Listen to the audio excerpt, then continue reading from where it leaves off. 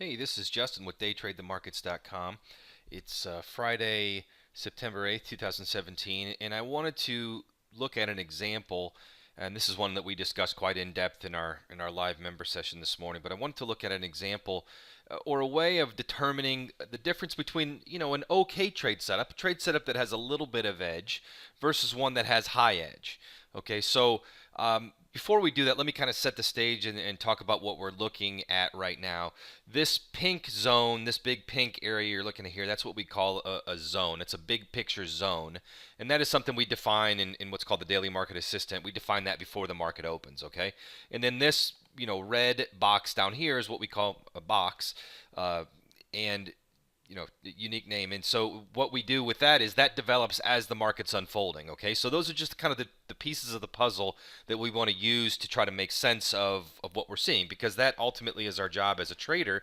It's not to just follow a robotic setup. It's to be able to tell the market story, or in other words, to be able to put the market into context. Because if we can put the market into context, then we have the ability to determine the quality of the opportunity that exists, and then we can, ultimately the only thing we can control is how we allocate our risk as traders. So if we can allocate our risk in situations when it makes more sense versus when it makes less sense, that's when we have a repeatable edge. And that's, after all, what we're looking for. We don't have to capture every single move every single hour of every single day. What we have to do is find a repeatable way to make sense of the market, so we know when we have edge, so we know when we put when we allocate some of our risk, that it's in good hands. So with that said, let me take you back to the beginning of the day, and I'll just kind of pretend we're looking at the right edge of the screen. That's how I like to think it through.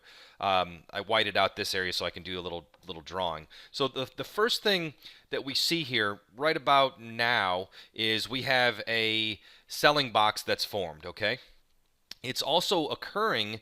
It's breaking below this zone. Okay, so if we have a zone like this, let me just talk in generalities. Let's say we have a zone predefined before the day opens. We have if we open and break below it, then our basic expectation would be that when we retest the low of that zone, it should offer us some resistance and should come back down. That said, if the buyers are strong enough to kind of push back inside of that zone, our expectation would be to come back and test it like this. And when we get up here, we would base our general expectation would be that we would find resistance here. But if the buyers are strong enough to push through there, we would expect it to find some support like this.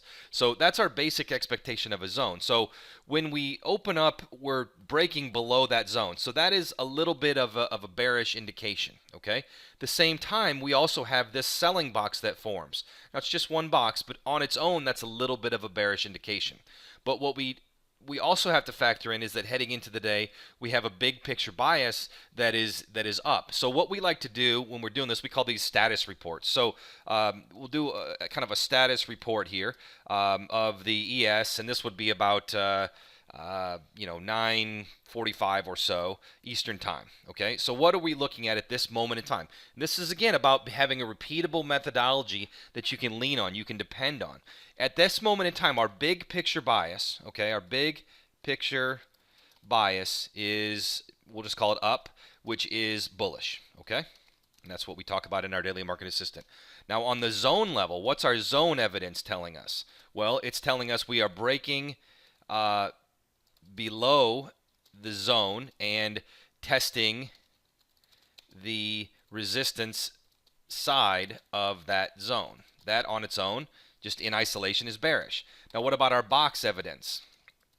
Well, in this case, we have a selling box, which we would expect the high of the selling box to offer resistance. Okay, now on its own, again in isolation, that is bearish. So what are we looking at this moment in time if we were going to think about going short somewhere right in here? We're thinking about a situation where we don't have the big picture bias in our favor. Okay, so that's a negative for getting short, but we do have some zone evidence working for us, and we do have some box evidence working for us. That's 2 out of 3. That shows us we have a little bit of an edge. It shows us that if we were going to take a trade, it's an okay trade. So thinking about going short right in here, you've got a pretty decent situation where it's not perfect. Again, you're going against the big picture bias, but your risk, you would be wrong if we start to trade well above this box. So somewhere in here, let's just call it 60-50. Let's say we're in at 59, so we would need to risk 6 ticks on an ES trade, which is not that much. Okay, a little bit better than 50% chance that it works out, and if it does, we should at minimum get down to the low of our box, which is, give or take 7 or 8 ticks. So it's a little bit better than a coin flip, and our risk reward is a little bit better than 1-to-1. It's an okay trade. I hope that makes sense. Okay, now whether you took that or not, and we talked about this, and we said it was an okay trade. It's justifiable. It's not out of this world. It's not a great setup. It's an okay trade. But what would really get things to set up beautifully would be a situation if this market could what we call accept above this box, then we would have a situation where everything was kind of turning bullish. So let me kind of show you what I mean by that. So we get a situation where we accept price above this box, okay? So in other words, this box in here that we're looking at, this is, if sellers are strong, they should hold this and be able to come down in here. That's not what happened. Instead, what happened is buyers were able to break through this box, and now that we've broken through that box, our expectation would be that if we retest the high of this box, it should give us support. Okay? Now, at the same time, let's think about it from the zone level. Again, we talked about the zone. Pretend this is our pink zone. We started down here.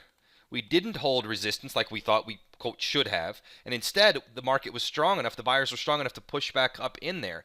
Now we know that if we come down here, we should find some support. So what do you have here? You have a situation where if it comes down to the high of the box, we would expect support. If it comes down toward the high of the zone, the top of the zone here, we would expect support. We also have a big picture bias that's up. So if we kind of do a status report here, we'll call this at like 10:15 Eastern time, okay? Now we have, what's the big picture bias? Well, that hasn't changed. That's up. That's bullish. Our zone evidence, now we're back inside the zone, which is bullish. Okay? Now let's look at our box evidence. We've had a selling box that has what we call failed. Okay? And we've accepted price above. And we define all of this stuff. So just want to make that clear. That's also bullish. Now let's look at what we have here. What does this show us?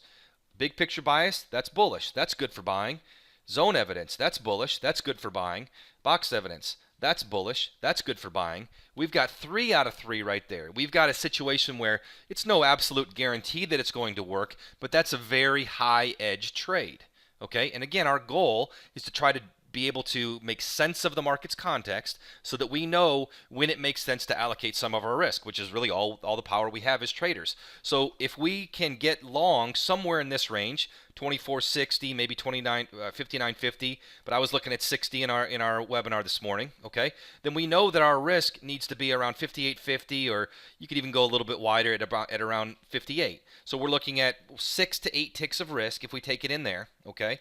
And it's at this point we've got 3 out of 3, so we're looking at more like a 70+% chance of it working out. That doesn't mean 100, it's not a guarantee, but it's a 70+% chance of it working out. And if we're right, our expectation would be that we get up to the high of the zone, which is again about 2-to-1. Okay, so in this case, the first one, if we looked at our first trade, the first trade, the short. Okay, we had a situation where it was a we'll call it 55%. I'm estimating there, but a little bit better than a coin flip to work. And our risk reward, we'll call it, and our reward to risk is about 1-to-1. Okay. Now let's look at this second trade. Okay, this is the long. This one's about 70% plus to win. Okay, and our reward to risk is about 2-to-1. You can obviously see that that's a better setup. Both of them are okay.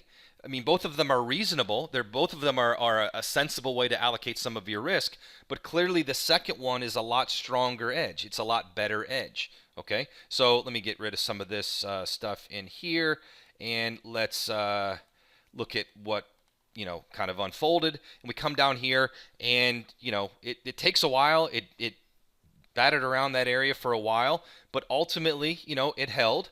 And then the next question, when we're managing it, is our basic target would be the high of this zone here. And our question would be, can we, gain comfort above this zone and really explode beyond that? And if we can, who knows? We can hold this who knows how long. That's not what happened. And when we came back in here, that's a pretty good sign that, okay, if buyers were really strong, they should have been able to accept price above here, which they never really did, and then come back and test here. They never were strong enough to do that. So that's telling us that, okay, buyers were strong enough to hold down here, but once we got up in this area, not so much. Probably better get out of our trade. So was this a home run trade? No, it wasn't. It wasn't a 10-point move. It wasn't a 20-point move. But it was a strong edge trade where you had a good 2-to-1 reward to risk expectation and a pretty high chance of it working out. That's what's repeatable. That's how you give yourself an edge on a day-to-day basis. You don't, like I said, you don't have to catch every single move of every hour of every day. You just have to catch good moves, and that's really the key. And so since that time, it's a Friday afternoon. I'm doing this at like 2:30. We've just been trading within this zone. It's just pretty dead as of right now. So anyway, I hope that makes sense. Let me know if you have any questions on that, and we can talk soon. Thanks a lot.